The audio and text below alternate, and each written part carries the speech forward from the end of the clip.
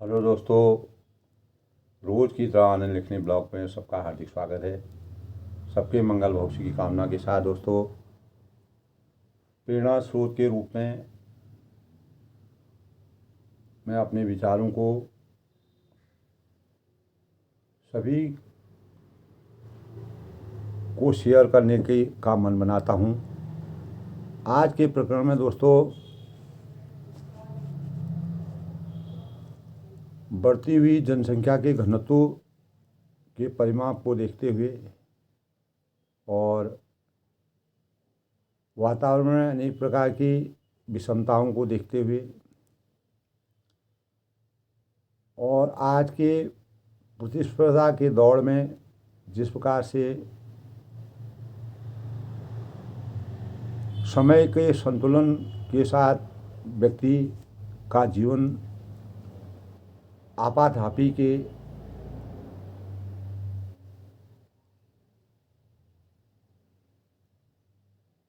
दौर में जो है समय का सही सदुपयोग नहीं कर पा रहा है और अपने जीवन को सही मार्ग में अपने दैनिक जीवन के कार्य दैनिक जीवन को सही ढंग से व्यतीत नहीं कर पा रहा है।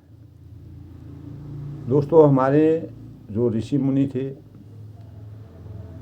और उनका दैनिक जीवन बहुत ही संयमी था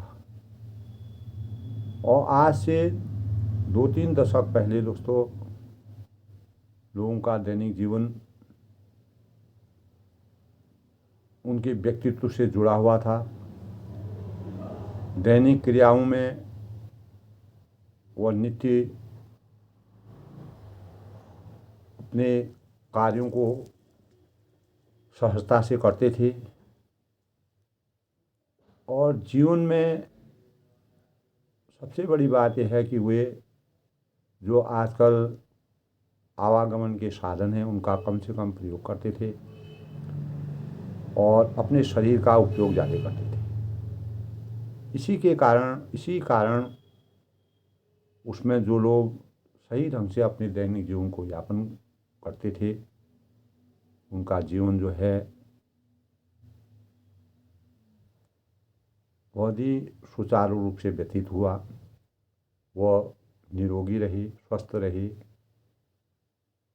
और जब तक उन्होंने अपना जीवन यापन किया पर्यावरण से का ध्यान रखते हुए और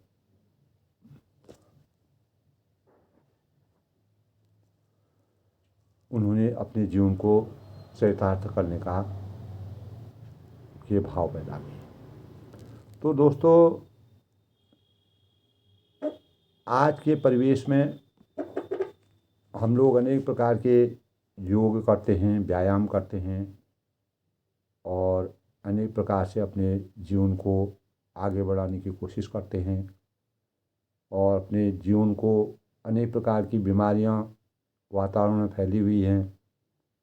कोरोना काल के समय से ही मनुष्य को एक प्रकार से बीमारियों ने घेर जैसा रखा है, ऐसा वातावरण बन गया है। तो ऐसे में हम अपने को कैसे स्वस्थ रखें, एक बच्चे से लेकर बड़े तक जो भी लोग हैं अपने को कैसे स्वस्थ रख सकते हैं, उसके विषय में दोस्तों टहलना, जो हम योग करते हैं, साधना करते हैं, अनेक प्रकार से व्यायाम करते हैं, तो उन्हीं में हमारा दैनिक टहलना हमारे जीवन के लिए एक व्यायाम के ही समान ही है। इसीलिए हम अगर व्यायाम नहीं भी कर पाते हैं, कोई और चीज़ नहीं कर पाते हैं, तो टहलना हमारे जीवन में एक आधार बनाए, उसको अपनी भूमिका अपने जीवन में चरितार्थ करें। तो दोस्तों, पैदल चलना दैनिक जीवन का एक सामान्य सा कृत्य है, लेकिन इसे दैनिक जीवन में एक व्यायाम का स्थान दिया जा सकता है अगर हम अपने मन को बनाएं। विशेषकर जो उम्रदार लोग हैं, बुजुर्ग लोग हैं, बीमार या शारीरिक रूप से जो अस्वस्थ हैं, भारी व्यायाम अगर वह नहीं कर पाते हैं, तो ऐसी स्थिति में व्यक्ति के लिए जो टहलना हुआ है यह बिना किसी प्रकार के की परेशानी के हम अपने जीवन को उपयोगी बना सकते हैं। यह एक सरल प्रक्रिया है जिसमें अपना भार ही व्यायाम का माध्यम बनता है। हम अपने शरीर की हरकतें करते हैं, टहलते हैं। इसे यदि दिन में आधा घंटा भी नियमित रूप से समय दिया जाए तो इसके अनेक लाभ हैं, जो व्यक्ति के तन से लेकर मन को स्वस्थ एवं निरोग रखने में कारगर भूमिका निभा सकते हैं। दोस्तों, मैं इसलिए बता रहा हूँ कि आज के परिवेश में जो होनहार बच्चे हैं उन लोगों ने टहलना, जैसे स्कूल जाते हैं, स्कूल जाने में भी वो लोग क्या करते हैं, गाड़ियों में जाते हैं, पैदल नहीं जाते थे। पहले लोग पैदल बहुत टहलते थे। तो अगर 1-2 किलोमीटर टहल करके अगर वो जाएं तो उनका शरीर सुधरे, तो इसीलिए उनकी बनावट, शरीर की बनावट का रूप बदल रहा है। तो जब हम टहलेंगे नहीं, अपने जीवन को बचपन से ही वैसी आदत नहीं बनाएंगे तो हम एक तरफ से कमज़ोर हो जाएंगे, शरीर से कमज़ोर हो जाएंगे, हमारी इम्यूनिटी नहीं बढ़ेगी, हमारी रोग प्रतिरोधक क्षमता हमारे अंदर नहीं होगी, हमारा स्टेमिना नहीं बढ़ेगा। तो उसको बढ़ाने के लिए हमको टहलना हमारे जीवन का बहुत ही अच्छी चीज़ है और प्रत्येक नागरिक को, प्रत्येक बच्चे को अपने जीवन में टहलने का अभ्यास करना चाहिए। सामान्यतः दोस्तों हम इसके लिए लापरवाही कर रहे हैं, इसके लाभों को नज़रअंदाज कर रहे हैं। जो पुराने लोग थे 2-3 दशक पहले दोस्तों, वो लोग टहलना अपने जीवन का एक अंग समझते थे। डेली का उनका रूटीन, जो उनका दैनिक कार्य था, एक जगह से दूसरी, एक घर से दूसरी जगह जाना, वह अक्सर जो है टहलना उनके जीवन का बहुत बड़ा मानक था। तो चलते रहने से अब इसके फायदे क्या होते हैं दोस्तों, देखिए, हम चलते रहने से हमारे अंग प्रत्यंगों को, विशेषकर जो पैर हैं, हमारी मांसपेशियां हैं, हड्डियां हैं, मजबूत होती हैं। इस चीज़ को हर एक बच्चे को सोचना चाहिए। और घुटनों का व्यायाम हमारा होता है, इसके साथ ही हमारा रक्त संचार गतिशील होता है और तथा हृदय और फेफड़े सशक्त बनते हैं। और टहलने से हमको क्या फ़ायदे होते हैं उसके बारे में मैं आपको सूक्ष्म रूप में बता रहा हूँ। और प्रेरणा स्रोत के रूप में दोस्तों इसको हर एक व्यक्ति को अपने जीवन में चरितार्थ करना चाहिए। तो मस्तिष्क अधिक सक्रिय, इससे अगर हम टहलते रहेंगे, इस प्रकार के अभ्यास करेंगे तो हमारा मस्तिष्क सक्रिय रहेगा और मन की एकाग्रता हमारी बढ़ती रहेगी। इसके साथ ही उच्च रक्तचाप है, जो आजकल की बीमारियाँ हो रही है, हाई ब्लड प्रेशर जिसको कहते हैं, हृदय रोग है, मधुमेह है, स्मृति लोप है, मोटापे के रोगों में प्रत्यक्ष लाभ होता है। आज लोग मशीनों पर आश्रित हो गए, किसी का मोटापा बढ़ रहा है, किसी का कुछ हो रहा है, किसी को अन्य प्रकार की बीमारियाँ, घुटनों के दर्द बढ़ रहे हैं। तो ये जो है टहलने की कमी के कारण है दोस्तों। सैर जैसे व्यायाम के रूप में कभी भी किसी समय हम अपने जीवन में किसी समय भी हम टहल सकते हैं। टहलने का कोई समय नहीं है। वैसे सुबह शाम टहलना जीवन के लिए अच्छा माना जाता है, शुद्ध हवा मिलती है और पर्यावरण के साथ हमको जुड़ के रहना चाहिए। हालांकि प्रातःकाल का भ्रमण सबसे अधिक लाभदायक माना जाता है और वायुमंडल, ऐसे समय में दोस्तों जो वायुमंडल में ऑक्सीजन की मात्रा जो है प्रचुर मात्रा में हमको मिलती है और जिससे सकारात्मक हमारे स्पंदन जो है में सकारात्मक ऊर्जा पैदा होती है।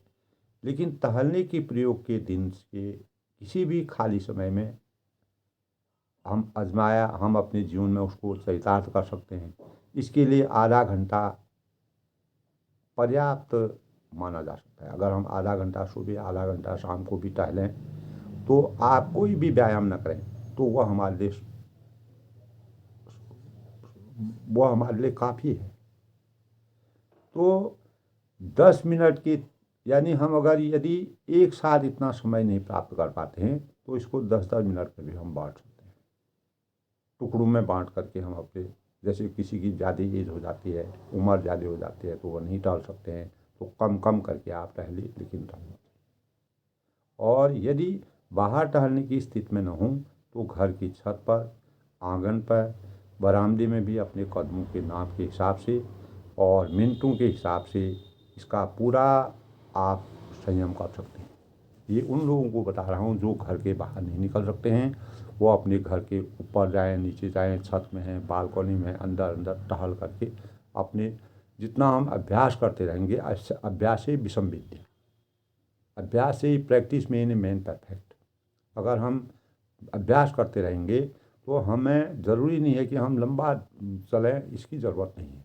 हमारा शरीर की हर अंग हिलने चाहिए, चाहे आप कैसे भी उसको यानी जो हमारे इंद्रियां हैं, इंद्रियां जो हैं कार्य करते रहेंगी तो हमें हमें पूरा हमारा शरीर जब तक यह भौतिक शरीर इस आत्मा का प्रवेश इस भौतिक शरीर में रहता है, तब तक हमको इस प्रकार का टहलने का अभ्यास करना चाहिए।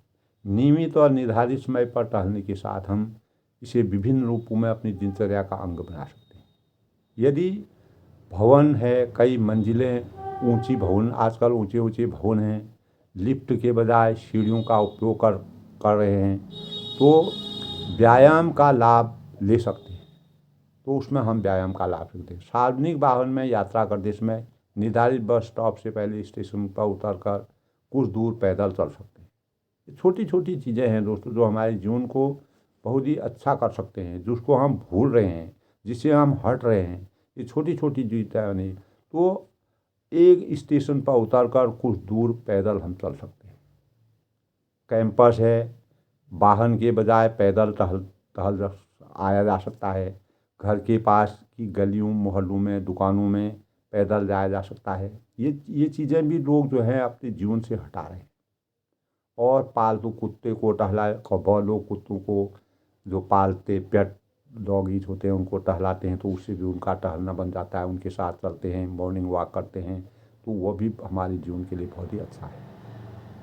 उससे हमारा एक प्राणी के साथ दो प्राणियों का जीवन बनता है और उनसे हमारा प्रेम रहता है, लगाव रहता है। ये मैं जब सुबह टहलता हूँ तो मैं इस प्रकार की चीज़ें देखता हूँ। धीरे धीरे चलने से दोस्तों, सामान्य गति से टहलने पर इसके सामान्य लाभ मिलते हैं। और लेकिन यदि इसके माध्यम से शरीर का भार कम करना हो, तो अतिरिक्त स्टेमिना विकसित करना हो, ऊर्जा पैदा करना हो, तो इसकी आवृत्ति एवं गति को बढ़ाया जा सकता है जैसे आपकी अपेक्षा हो। लेकिन आपको अपने अपने शरीर को सुदृढ़ रखने के लिए, मजबूत रखने के लिए घर में, घर के आंगन में, बालकनी में, छत में, बाहर पार्कों में, सड़क में, जहाँ पर भी आपको सुविधा लगती है वहाँ पर आपको नित्य टहलने की आदत अपने शरीर के अंदर बनानी चाहिए। तो समय की अवधि आधा घंटा हो या इससे अधिक कर सकते हैं, कम कर सकते हैं, वो आपकी स्टेमिना पर, आपके शरीर पर निर्भर है। गति इतनी कर सकते हैं कि सांस तेज होने लगे तो पसीना छूटने लगे। यानी अगर जितना आपका पसीना निकलेगा उतना आपके जो हमारे शरीर में अवरुद्ध चीज़ें होती हैं, ख़राब चीज़ें होती हैं, बिगड़ती चीज़ें, वो पसीने के रूप में बाहर निकलती हैं। अगर हम घर में एक जगह बैठे रहेंगे, टहलेंगे नहीं, तो हमारा पसीना बाहर नहीं निकलेगा। तो ये इस प्रकार की चीज़ें दोस्तों हमारे जीवन में, जो छोटे छोटे बच्चे हैं, जो इस प्रकार होनहार बच्चे हैं, जो छोटे कक्षाओं में पढ़ते हैं, उनको इस प्रकार की आदत बनानी चाहिए। कुछ दूर पैदल चलना चाहिए और टहलने को कसरती बनाने के लिए कुछ अनुपात में इसे कठिन कर सकते हैं। समतल के बजाय खड़ी ढलान या पहाड़ी पर पैदल चलने का अभ्यास करना चाहिए और पीठ में या हाथ में वजन लेकर पैदल चलने का अभ्यास करना चाहिए। इससे हमारे शरीर में हमारी इम्यूनिटी बढ़ेगी और चलने की गति या चलने की दूरी को हम बढ़ा या घटा सकते हैं अपने शरीर के अनुसार। जैसे जैसे हम उम्र ज़्यादा होती है तो उसको उस हिसाब से करते हैं। लेकिन जब तक हमारा जीवन है दोस्तों, इस शरीर में, भौतिक शरीर में जब तक आत्मा है, हमको हमेशा ये कोशिश करना चाहिए कि हमको थोड़ा भी चलें, लेकिन चलना चाहिए। कभी कभी आदमी बीमार हो जाता है, अपने बिस्तर से नहीं उठ सकता है, परेशान हो जाता है, तो ऐसी हालत में भी अपने ही घर के अंदर ही भी आपको टहलने का नियम कभी ख़त्म नहीं करना चाहिए। हर व्यक्ति बीमार होता है, अस्वस्थ होता है, बीमारियां आती हैं, उनका सामना करना पड़ता है। इसीलिए इन बीमारियों से बचने के लिए हमको टहलने का अभ्यास अपने जीवन में अवश्य बनाना चाहिए। तो चलने की गति या चलने की दूरी को बढ़ा घटा हम सकते हैं अपने स्टेमिना के अनुसार, अपनी क्षमता के अनुसार। अधिक समय पर टहलने का अभ्यास हम कर सकते हैं। टहलने का पूरा लाभ लेने के लिए इससे जुड़ी कुछ सावधानियाँ भी हमको बरतनी आवश्यक है। टहलने से पूर्व कुछ अपने शरीर को गर्म कर सकते हैं, हम हीटअप कर सकते हैं, कसरत करनी चाहिए हमको।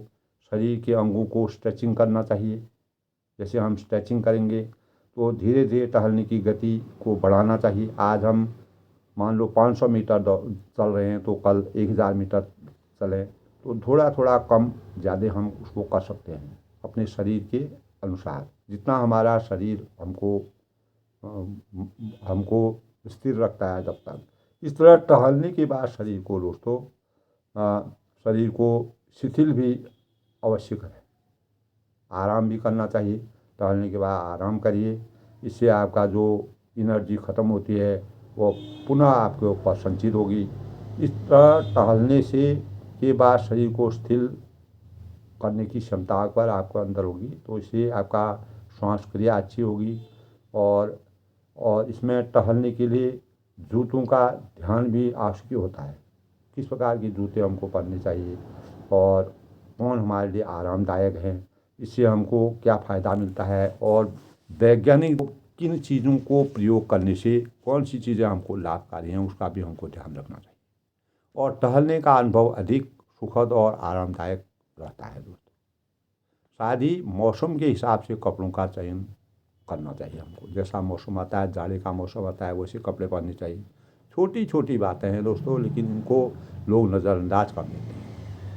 तो टहलने को एक आनंदमयी अनुभव बनाया जा सकता है अगर हम इसको अपने जीवन में हंस कर के, खुश होकर के, प्रसन्न होकर के अगर हम इसका अभ्यास करें, तो यह हमारे जीवन के लिए संपूर्ण व्यायामों से बढ़कर है। टहलने का मार्ग यदि स्वच्छ हो, जिस रास्ते पर हम टहल रहे हैं वहाँ पर दुर्गंध न आती हो, स्वच्छ हो, निर्मल हो, प्राकृतिक वातावरण से होकर गुजरना है, जहाँ पर वृक्ष हों, छायादार वृक्ष हों, हवा चल रही हो, अच्छी हवा हो, सुगंध अच्छी हो, तो वहाँ पर हमको सैर करने की जैसी गुणवत्ता प्रदान होती है।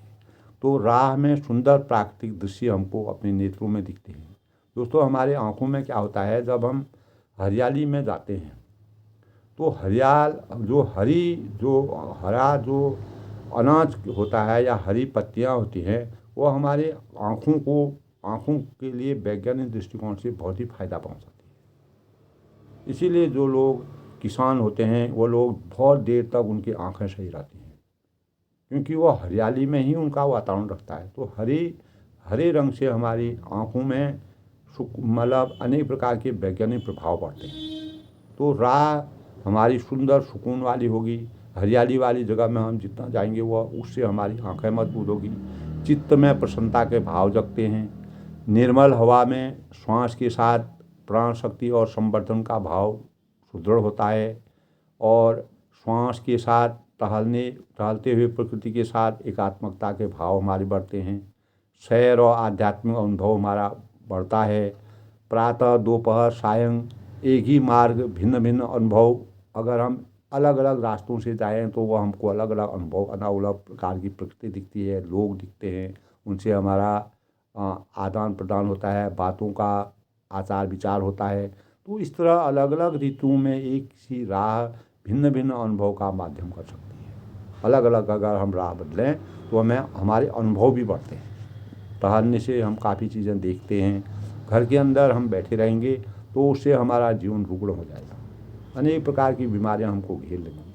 इससे बचने के लिए दोस्तों, टहलना हमारे जीवन को एक प्रेरणा के स्रोत के रूप में लेना चाहिए। एक बच्चे से लेके बुजुर्ग तक हर एक महिला हैं, स्त्री हैं, पुरुष हैं, सभी को टहलने का अभ्यास अपने जीवन में नितांत बनाना चाहिए। आज के परिवेश पर अति आवश्यक है। तो इस तरह टहलने को एक स्वास्थ्यवर्धक व्यायाम के रूप में हम अपना सकते हैं, जिसके फायदे अनेक हैं। वह बिना किसी प्रकार का खर्च आपको नहीं करना है, कोई व्यायाम नहीं करना है, और हमको सब जितना जल्दी जीवन का एक अभिन्न अंग हम बनाएं, उतना ही उत्तम हमारा जीवन होता है। इसके माध्यम से हम अतिरिक्त जीवन को विकसित कर सकते हैं। जो हमारा बचा हुआ जीवन है उसको हम सुदृढ़ बना सकते हैं, उसको संयम से जी सकते हैं, अपने दैनिक जीवन को आशावान बना सकते हैं। तो बच्चे हों, बुज़ुर्ग हों, और शारीरिक रूप से अगर हम इस चीज़ को अपने मन में अगर बना लें, दृढ़ निश्चय कर लें, तो तो हमारे विशेष रूप से हम इसको अपनाएं, अपने जीवन में चरितार्थ करें, तो निश्चित ही हमारा जीवन दोस्तों लंबे समय तक हम जब तक हमारा जीवन रहेगा तो हमको किसी पर आश्रित होने की आवश्यकता नहीं पड़ेगी। हम निराश किसी पर आश्रित होके अपने कार्यों को, बहुत लोग ऐसे होते हैं दोस्तों जो जिनका दैनिक जीवन बढ़िया होता है, जो रात दिन टहलते रहते हैं, तो वह जो है चलते चलते उनकी मृत्यु हो जाती है। तो ऐसा जीवन बहुत ही बढ़िया होता है जो किसी पर बोझ नहीं होता है, किसी के सहारे नहीं रहता है। जब तक जीवन रहता है तब तक हम किसी पर सहारा न रहें, किसी पर हम भार बोझ के स्वरूप न रहें। तो इस प्रकार के शरीर को बनाने के लिए परमात्मा ने हमको जो शरीर दिया है उसका सही ढंग से उपयोग करना चाहिए। वातावरण हमारे जीवन का आधार, सबसे बड़ा आधार हमारे कोई नहीं है दोस्तों इस संसार में। अगर हम देखें तो वातावरण हमारा सबसे बड़ा मित्र है। अगर हम वातावरण के साथ, पेड़ पौधों के साथ, वृक्षों के साथ, फूलों के साथ सामंजस्य बना के रखें, उनसे दोस्ती रखें, उनसे प्रेम रखें, उनसे लगाव रखें, और अच्छे वातावरण में टहलें, पेड़ों से लगाव रखें, पेड़ों को बचाने का प्रयास करें, तो वही टहलना इसी प्रकार जिस प्रकार हम टहलते हैं, टहलने से हमको लोग कितना योग करते हैं, अच्छी बात है योग जो कर सकता है, लेकिन कुछ उम्र हो जाती है। और जैसे बच्चे होते हैं, छोटे बच्चे नहीं कर पाते हैं, उनका स्कूल होता है, उनको पढ़ाई करनी होती है टाइम से उठना, और छोटेपन में नहीं होता है, तो उनको टहलना 1 आधा किलोमीटर कम से कम बच्चों को भी टहलना चाहिए। बच्चे को घर के अंदर खेलने दीजिए, उसका जीवन बर्बाद मत करिए, उसकी मन की बातों को मत छोड़िए। बहुत माँ बाप क्या करते हैं, बच्चे को घर के अंदर बैठा ही रखते हैं, उसको बाहर नहीं निकलने देते। अपने संरक्षण में रखिए, लेकिन उसको घुमाइए, उसको खेलने दीजिए, उसके बचपन को मत छीनिए। तो जब तक हम उसको अगर हम हर समय रोकते रहेंगे, टोकते रहेंगे, उसको अनेक प्रकार से उसको बंधन में रखेंगे, इसका मतलब हम उसके साथ अत्याचार कर रहे हैं। तो हम स्वयं के साथ अत्याचार करते हुए बच्चे के साथ भी अत्याचार करें। इन बातों से हमको बचने के लिए टहलने की आदत को अपने जीवन का अभिन्न अंग बनाना चाहिए। छोटी छोटी बातें हैं दोस्तों, प्रेरणा के रूप में हैं। अगर हम इन बातों को सोचेंगे, हम घर के अंदर भी एक जगह बैठे रहते हैं, थोड़ा घर के अंदर ही हम अगर टहलें, छत में टहलें, बालकनी में टहलें, पार्क में टहलें, जहाँ पर हमको नज़दीक रहता है, जहाँ पर अच्छी सड़क हो, तो वहाँ पर हमको टहलना चाहिए। दोस्तों आज के परिवेश में ये इसलिए ज़रूरी है कि लोग लगातार रुग्ण हो रहे हैं और अपने वज़न को बढ़ाए नहीं। वज़न अगर बढ़ जाएगा, आपकी लंबाई के अनुसार अगर हमारा वज़न बढ़ेगा, तो उसका असर सीधे हमारे पैरों में पड़ता है। मैं हर एक जगह, काफ़ी जगह मैं पढ़ता हूँ, तो हमारी अगर बॉडी का वेट ज़्यादा होगा, भार ज़्यादा हो जाएगा, तो हमारे घुटने कमज़ोर हो जाएंगे। मोटापा जो है हमारे घुटनों के लिए ख़तरनाक होता है। इसलिए मोटापा में नियंत्रण रखना चाहिए, रोज़ टहलने की आदत बनाना चाहिए। आनंद लेखनी ब्लॉग के माध्यम से दोस्तों मैंने कुछ नहीं, सब ये बातें सब लोग जानते हैं, सब लोगों को बिकी है।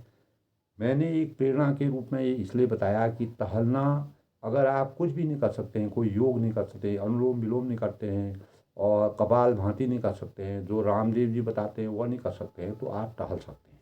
शुद्ध वातावरण में आप टहलिए, जहाँ आपको शुद्ध वातावरण लगता है। पर्यावरण पर्यावरण का ध्यान पर, जहाँ पर अच्छा पर्यावरण लगता है आपको, प्रदूषण से बचने के लिए, अशुद्धियों से बचने के लिए सुबह शाम अपना टहलने का नियम बनाइए। वही आपके जीवन का सबसे बड़ा योग है। हमारा शरीर ही दोस्तों, हमको अनेक प्रकार की दवाइयाँ हमारे शरीर में बनती हैं। हम अगर टहलेंगे, हमारे हर अंग काम करेंगे। हमारे शरीर में इंसुलिन बनता है, और स्वाद देखिए, जब भोजन पचता है तो स्वाद हमारा जो है स्वाद ग्रंथि से भोजन पचने की प्रक्रिया होती है। तो हमारे प्रत्येक अंग जो है मेडिसिन बनाती है। उनको हमको कारगर रखने के लिए उनको एक्टिव एक्टिव हमको रखना चाहिए। उनको अगर हम गतिमान रखेंगे तो निश्चित ही हमको किसी प्रकार की बीमारियों से कम बचाव कर सकते हैं। यूँ तो दोस्तों आज के परिवेश में खान पान है, अनेक चीज़ें उनसे बीमारियाँ बढ़ती जा रही हैं, लेकिन टहलना सभी लोगों से मेरा अनुरोध है और कि अपने जीवन में टहलने का अभ्यास, दैनिक अभ्यास करिए।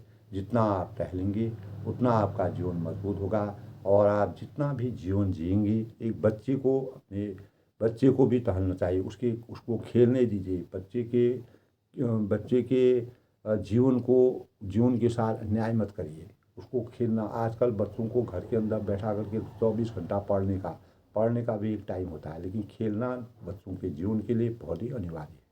अगर जो बच्चा अपने जीवन में खेलेगा नहीं, कूदेगा नहीं, मिट्टी के साथ नहीं खेलेगा, तब तक वह उसमें वास्तविक आनंद की प्राप्ति नहीं होती है। भगवान श्री कृष्ण थे, रामचंद्र जी से मिट्टी में खेलते थे, माताएं जो है आनंद लेती थीं और उनको हलराती थी, दुलराती थी, बुलाती थी। इस प्रकार के भाव उनको रामायण में भाव और कृष्ण भगवान की उसमें मिलती हैं, इस प्रकार के प्रकरण मिलते हैं। तो बच्चे के जीवन की जो अच्छाइयाँ हैं, जो उसके जीवन की मूलभूत इकाइयाँ हैं, उनको छीनने का प्रयास माँ किसी भी अभिभावक को नहीं करना चाहिए। स्वयं को टहलना चाहिए, बच्चों को टहलाना चाहिए। इससे हमारे जीवन में अनेक प्रकार की दवाइयाँ बनेंगी और हम अनेक प्रकार की बीमारियों से बच सकते हैं। टहलना हमारे जीवन के लिए वरदान के स्वरूप है। हमें प्रकृति के साथ मिल करके और प्रकृति से स्नेह करके टहलने का अभ्यास दैनिक बनाना चाहिए। इससे हम अपने शरीर को मजबूत कर सकते हैं। आनंद लेखनी ब्लॉग में सबका हार्दिक स्वागत है। सब लोग खुश रहें, प्रसन्न रहें, इसी प्रकार अपने जीवन को आनंदमय बनाएं।